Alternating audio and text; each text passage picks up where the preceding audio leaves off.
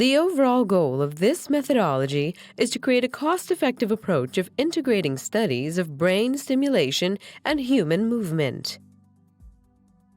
This method can answer key questions in the neuromotor control field, such as how neural output from the motor cortex can be modulated during ongoing movement.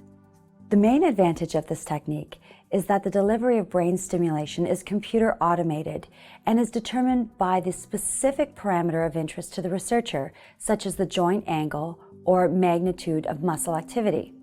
Demonstrating this procedure will be Erin Bailey, a graduate student from my lab.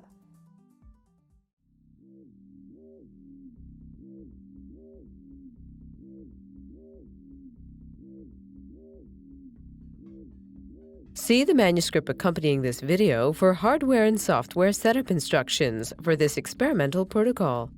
The diagram seen here gives an overview of hardware configuration. Begin by screening the participant for TMS safety and obtaining written and informed consent for the experiment. Then, record the total body mass of the participant using a scale.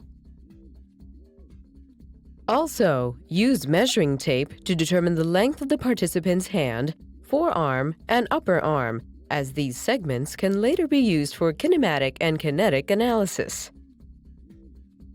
Next, prepare the skin over the muscles of interest using a light abrasive gel. Then, wipe the area clean with alcohol.